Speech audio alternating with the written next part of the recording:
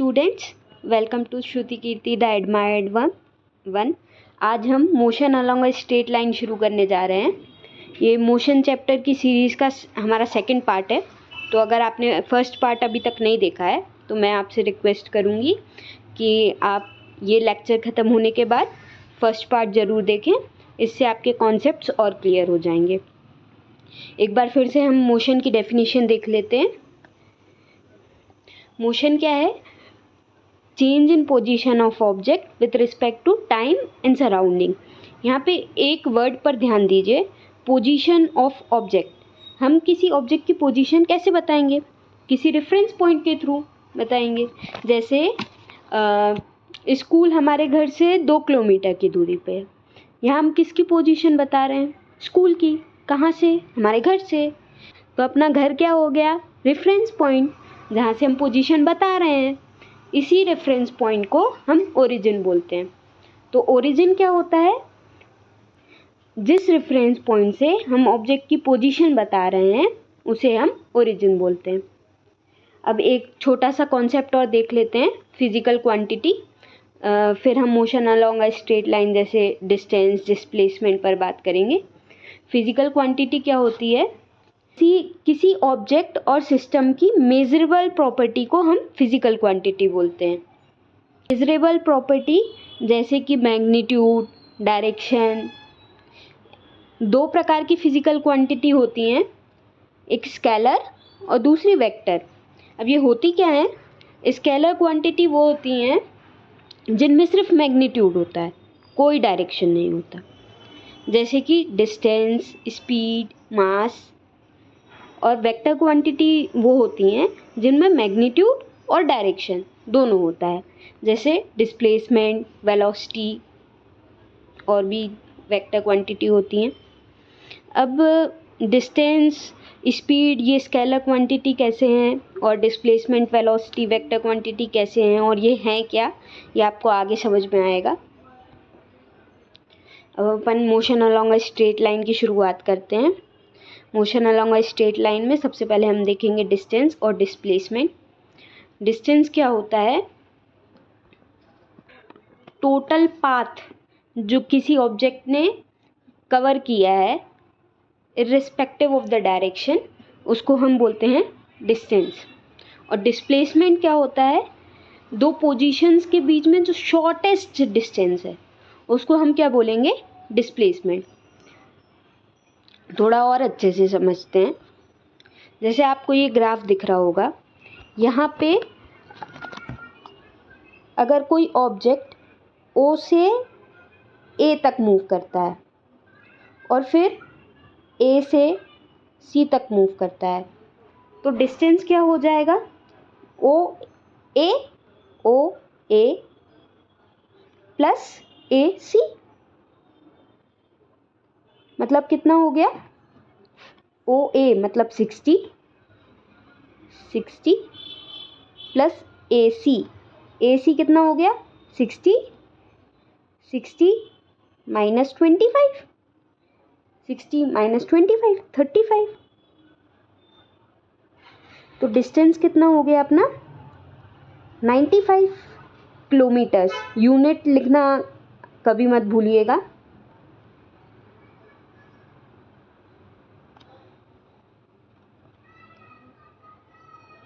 अब यही ऑब्जेक्ट जो पहले O से A तक चला था, फिर A से C तक, इसका डिस्प्लेसमेंट क्या होगा? Shortest distance between initial and final position. Initial position क्या है? O, फाइनल पोजीशन क्या है? C। इनके बीच में शॉर्टेस्ट डिस्टेंस क्या होगा? OC की लेंथ कितनी है? 25 किलोमीटर्स। तो डिस्प्लेसमेंट कितना हो गया? 25 किलोमीटर्स। वहीं अपना डिस्टेंस कितना था? 95 किलोमीटर। डिस्टेंस और डिस्प्लेसमेंट को थोड़ा और अच्छे से समझते हैं।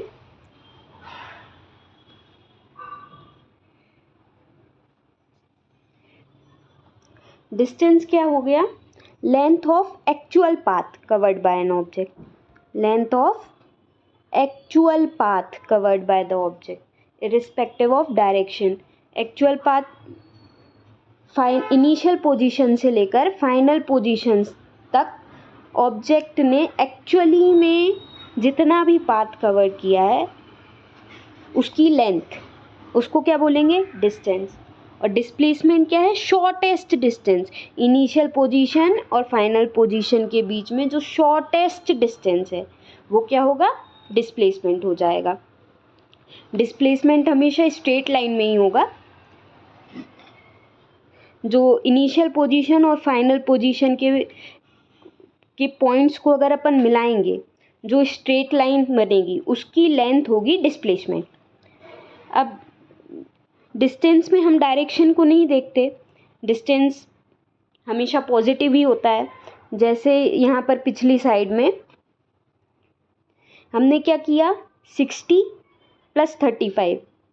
यहाँ पे जब हमने 60 किया ओ ए ये क्या राइट डायरेक्शन में था, तो हमको इसको पॉजिटिव लेना चाहिए था। और AC किया तो ये क्या लेफ्ट डायरेक्शन में था, तो हमको इसको नेगेटिव लेना चाहिए था। तो 60 - 35 करना चाहिए था, तो 25 हो जाता। बट डिस्टेंस में हम ऐसा नहीं करते, हम डायरेक्शन पे ध्यान नहीं देते। डिस्टेंस देखते समय हम डायरेक्शन पे ध्यान नहीं देते हैं। ओके, तो डिस्टेंस क्या हो गई? Scalar quantity. क्यों? क्योंकि सिर्फ मैग्नीट्यूड है, डायरेक्शन है ही नहीं। और वहीं डिस्प्लेसमेंट क्या हो गई? वेक्टर क्वांटिटी, क्योंकि इनिशियल और फाइनल पोजीशन के बीच में स्ट्रेट लाइन एक ही डायरेक्शन में बन सकती है, वो पर्टिकुलर डायरेक्शन में ही डिस्प्लेसमेंट देखा जाएगा। तो इसलिए डिस्प्लेसमेंट क्या हो गई? Vector quantity. अब जो डिस्टेंस है अपना 0 भी हो सकता है, पॉजिटिव हो सकता है, पर कभी नेगेटिव नहीं हो सकता। क्यों? क्योंकि अपन डायरेक्शन देखते ही नहीं है, तो नेगेटिव हो ही नहीं सकता। 0 कैसे हो सकता है? जब ऑब्जेक्ट रेस्ट पे है, ऑब्जेक्ट मूव ही नहीं किया, तो डिस्टेंस क्या होगा? 0 होगा। अब डिस्प्लेसमेंट जो है वो पॉजिटिव भी हो सकता है, नेगेटिव भी हो सकता है और 0 भी हो सकता है। कैसे?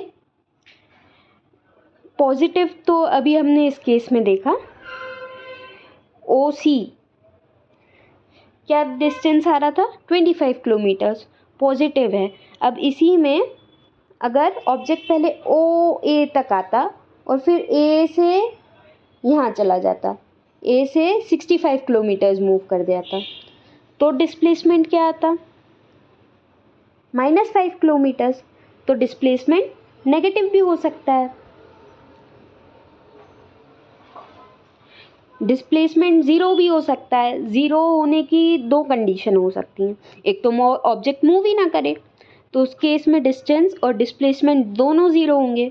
और दूसरी, ऑब्जेक्ट जिस पोजीशन से स्टार्ट किया था वहीं वापस आ जाए।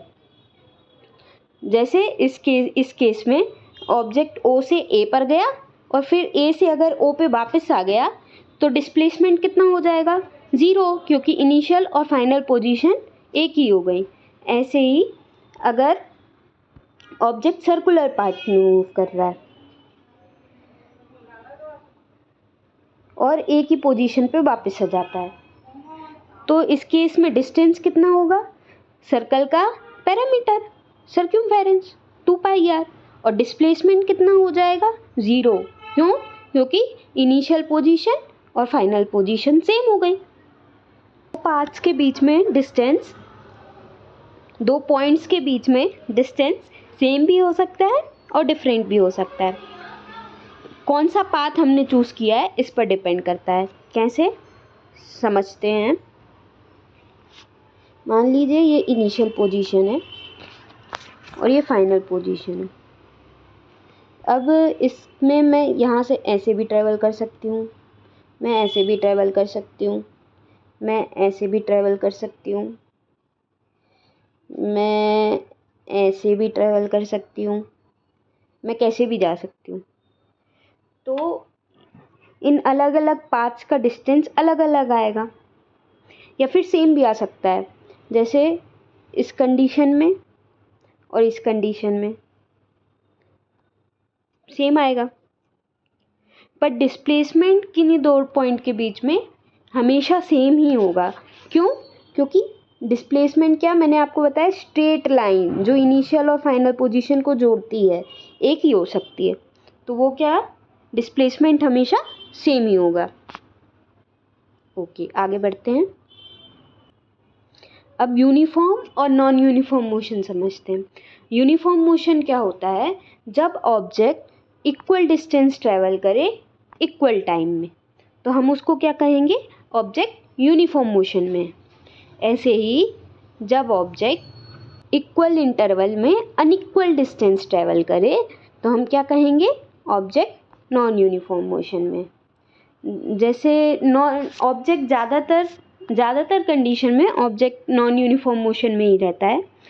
जैसे अपनी कार चल रही है, कहीं ट्रैफिक आ गया तो अपन स्पीड कम कर लेते हैं, तो उस टाइम इंटरवल में जो डिस्टेंस कवर हुआ वो हमारा कम हो जाता है। फिर ट्रैफिक थोड़ा सा हट गया तो स्पीड हमारी कार की बढ़ जाती है, तो डिस्टेंस कवर बढ़ जाता है। तो ज़्यादातर ऑब्जेक्ट्स नॉन यूनिफॉर्म मोशन में ही रहते हैं। देखते हैं रेट ऑफ मोशन। अलग अलग ऑब्जेक्ट्स को गिवन डिस्टेंस कवर करने में अलग अलग टाइम लग सकता है। कुछ ऑब्जेक्ट्स फास्ट चलते हैं, कुछ स्लो चलते हैं। ऑब्जेक्ट किस रेट से चल रहे हैं इसको डिफाइन करने के लिए हमारे पास अलग अलग क्वांटिटीज़ होती हैं।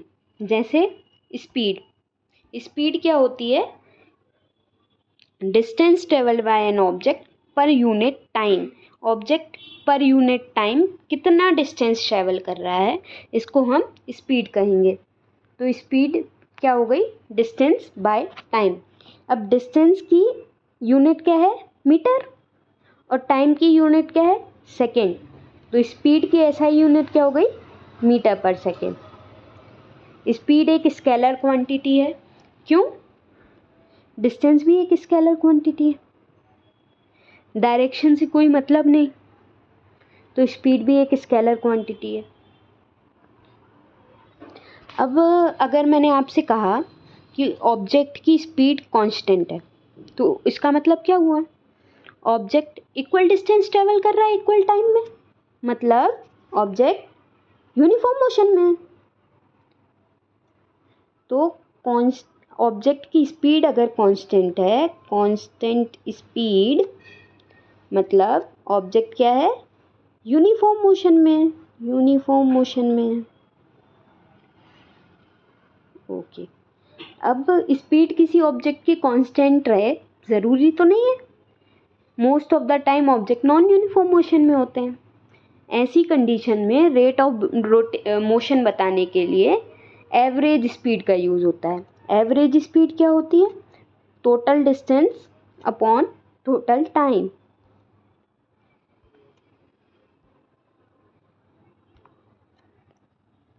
यहाँ पर कुछ बच्चे एक गलती करते हैं, उनको बोलो एवरेज इसकी स्पीड निकालने, तो वो क्या करेंगे, अलग अलग स्पीड निकाल कर उसका एवरेज कर देंगे। जैसे मैं आपको दिखाती हूँ, एक एग्जांपल लेते हैं अपन। कोई ऑब्जेक्ट पहला 16 मीटर्स जो है 16 मीटर्स 4 सेकेंड में कवर कर रहा है, और फिर अगले 16 मीटर्स 2 सेकेंड में कवर कर रहा है। तो इसकी अगर अपन एवरेज स्पीड निकालें अपने फॉर्मूले के अकॉर्डिंग, तो क्या होगी, 16 + 16 32 upon 4 + 2 total distance 32 metre upon total time 4 second + 2 second 6 second.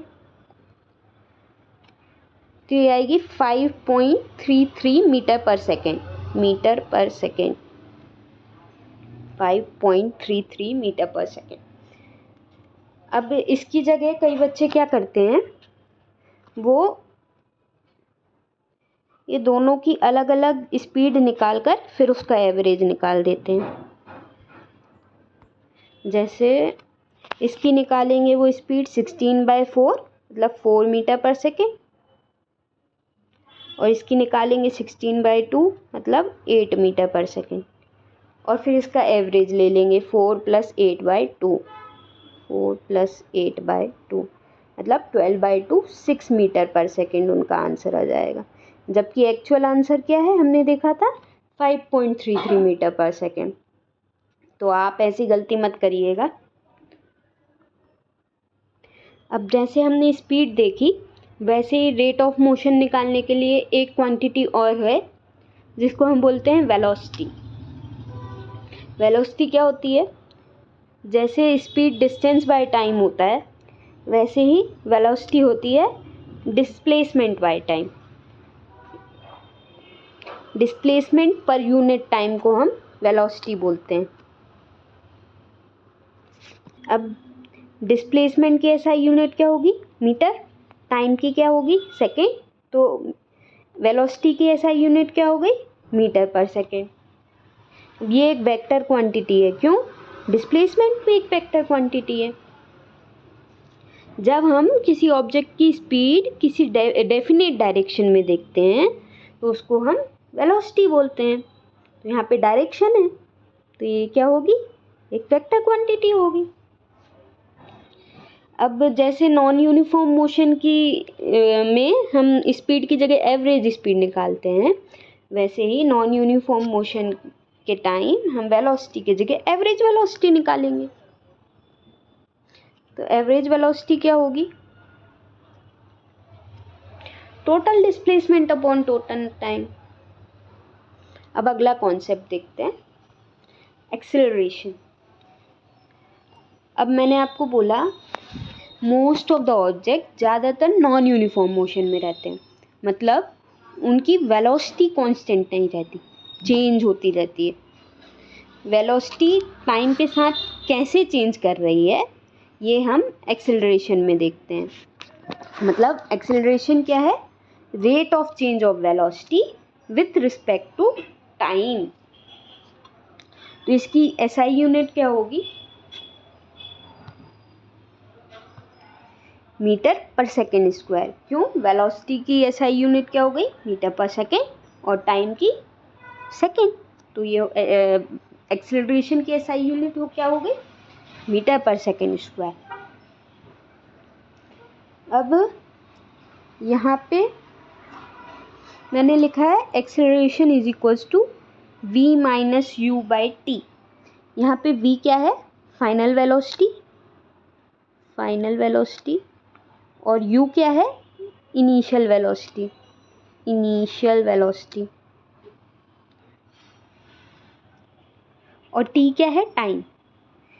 तो अगर फाइनल वेलोसिटी इनिशियल वेलोसिटी से ज़्यादा है तो क्या होगा? एक्सेलरेशन पॉजिटिव आएगा, मतलब पॉजिटिव एक्सेलरेशन हो रहा है।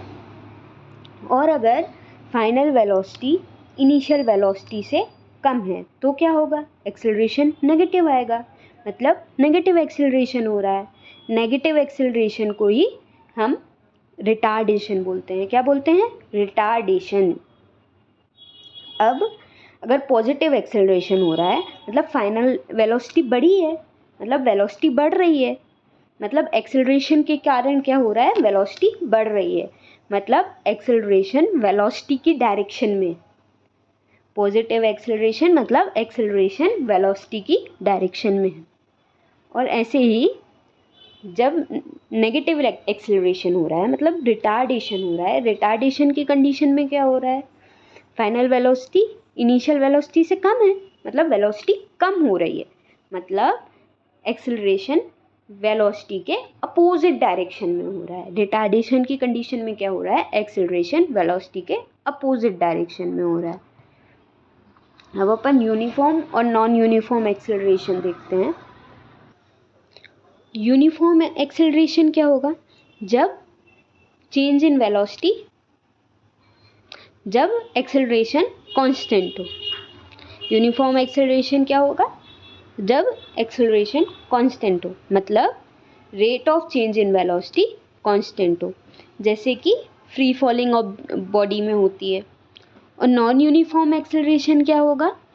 जब rate of change of velocity constant ना हो, मतलब एक्सेलरेशन कांस्टेंट ना हो, तो क्या हो जाएगा? Non uniform acceleration. जैसे मैंने आपको ट्रैफिक का एग्जाम्पल दिया था। अब मेरे को आपको एक चीज़ और बतानी थी। मैंने आपसे बोला था अगर ऑब्जेक्ट नॉन यूनिफॉर्म मोशन में है तो हम वेलोसिटी की जगह एवरेज वेलोसिटी कैलकुलेट करेंगे, क्योंकि वेलोसिटी तो चेंज हो रही है।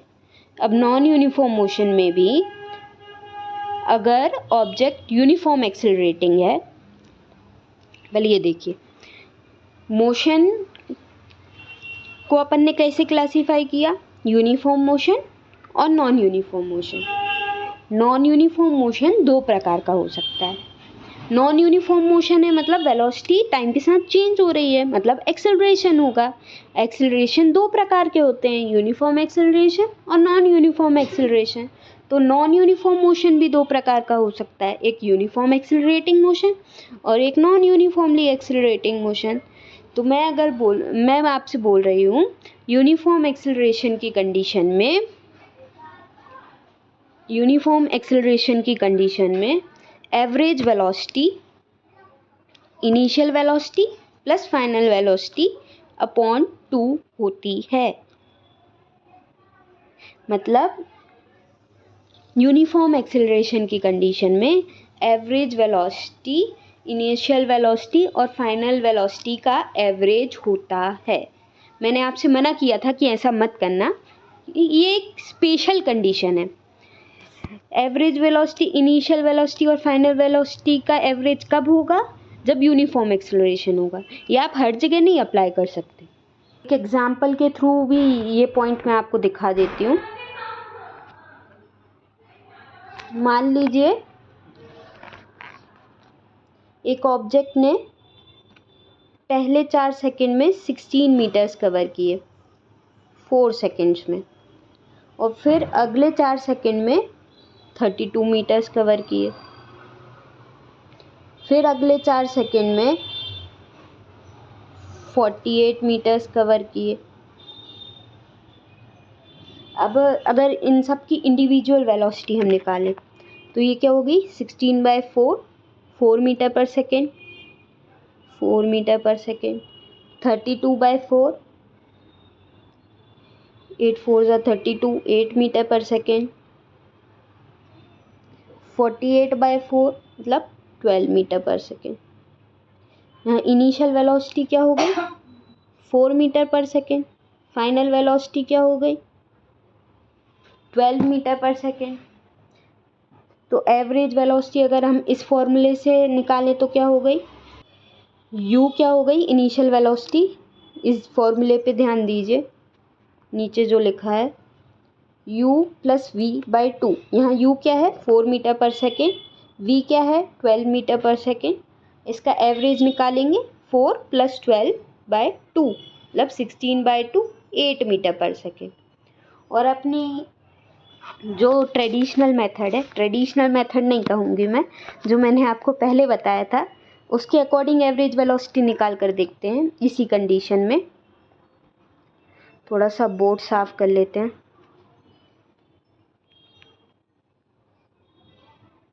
ये हमारी कंडीशन थी, है ना।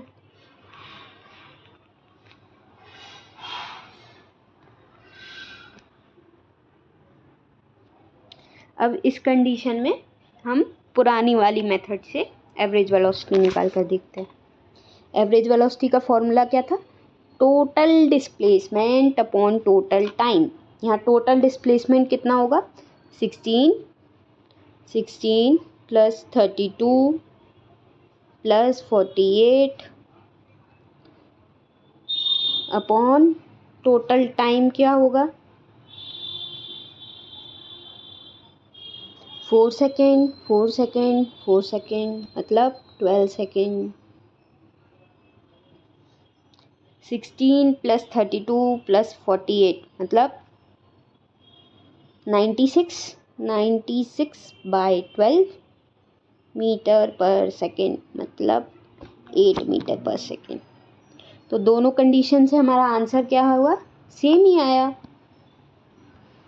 तो ये चीज़ आप ध्यान रखिएगा। यूनिफॉर्म एक्सेलरेशन की कंडीशन में एवरेज वेलोसिटी इनिशियल वेलोसिटी और फाइनल वेलोसिटी का एवरेज होती है। अब आज के लिए इतना ही। अब अगली वीडियो में हम ग्राफिकल रिप्रेजेंटेशन ऑफ मोशन देखेंगे। Thanks for watching. Like, subscribe and share the video.